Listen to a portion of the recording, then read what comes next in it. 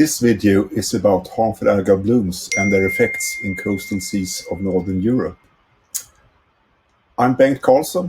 I'm one of the members of the ICES IOC working group on harmful algal bloom dynamics.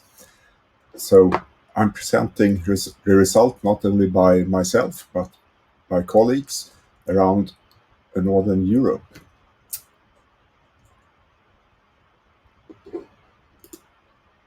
So the area in question, that's actually from the North Sea, the Norwegian Sea, the Barents Sea, and the Baltic Sea.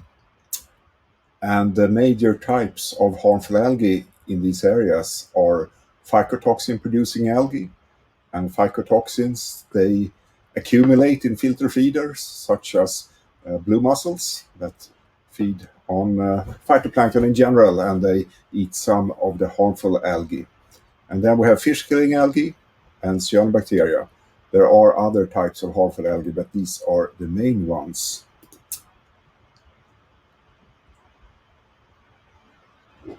If you want to know more about this, you can read two publications. I'm the first author on one in harmful algae, published in spring 2021. And another one is first author Gustav Hallegraaff. And both of them could be of interest to you. So, what types of harmful algae do we have in some more detail? In the Baltic Sea, the major problem are cyanobacteria that produce cyanotoxins, but they also cause problems because they end up on beaches and foul beaches and so on. In the Kattegat and Skagerrak, we have a type of fish-killing algae that cause problems for fish farmers, mainly in Denmark. There are other types of fish-killing algae that I will go into more detail later. And then we have the phycotoxin producers. Alexandrium produces paralytic shellfish toxins. Dinofladillate produces diuretic shellfish toxins. And then we have a diatom, Azidinium, that produces amnesic shellfish toxins, and these are the main ones.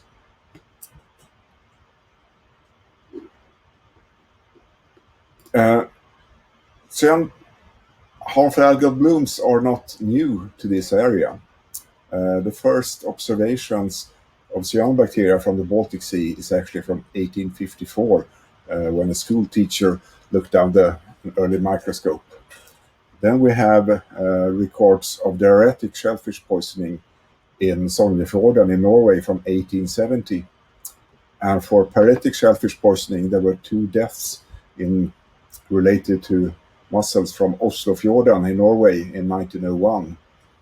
And from the Belgian coast, there was a PSP event in 1938. And the fish mortalities due to harmful algae have been recorded since 1966.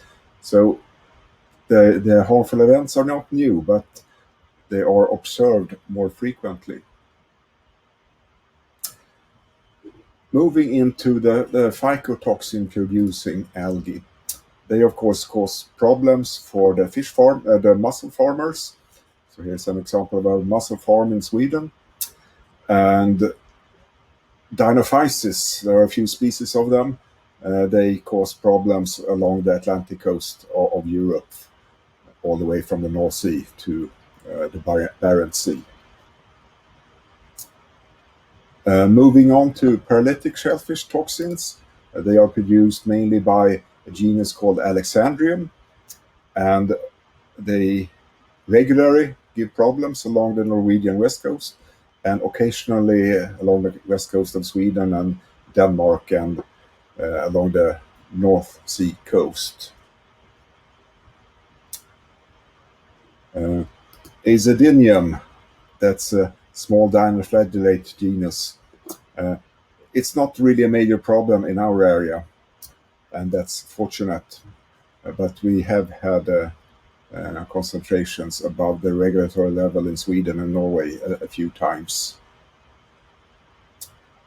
Moving on to this diatom, Azidinium, that causes produces amnesic shellfish toxins.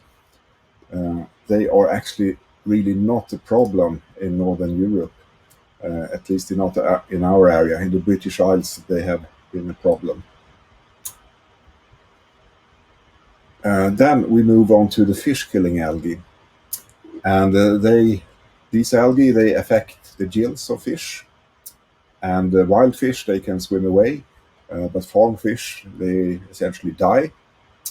And we have a few different genera that cause problems: Pseudochatonella, Carenia, Chrysochromalina, and Primnesium.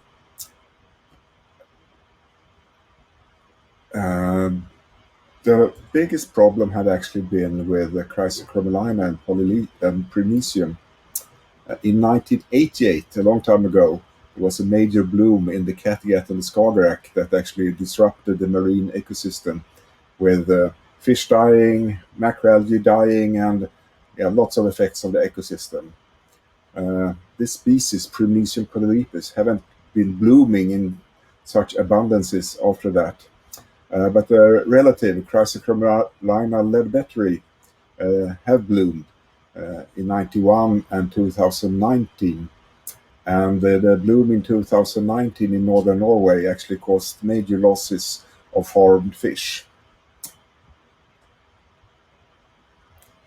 Then we move on to the cyanobacteria, and this is essentially a problem for the Baltic Sea.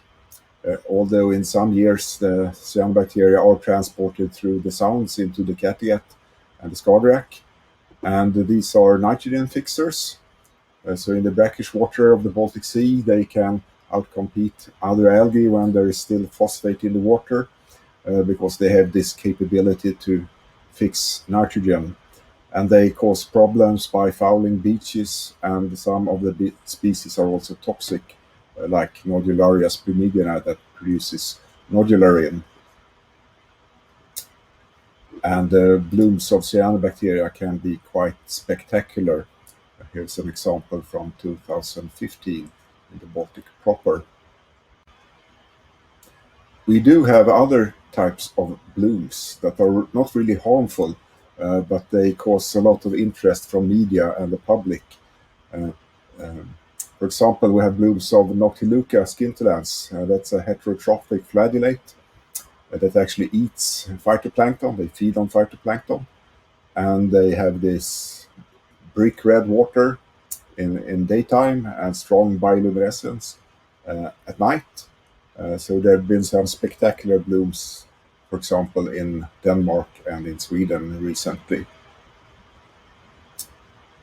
Another bloom that is a bit spectacular are blooms of coccolithophorids. And they have these calcium carbonate plates that reflect the water and results in turquoise sea. They do cause a bit of a problem for some fish. They have problems finding their prey in the turbid water.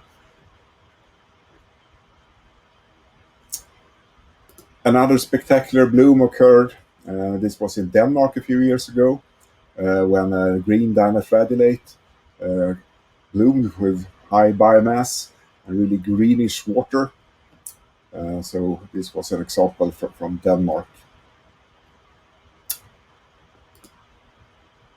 Looking at some of the future perspectives of harmful algae in Northern Europe, we do see an increase in the use of coastal resources like aquaculture, fisheries, tourism, leisure activities, and so on.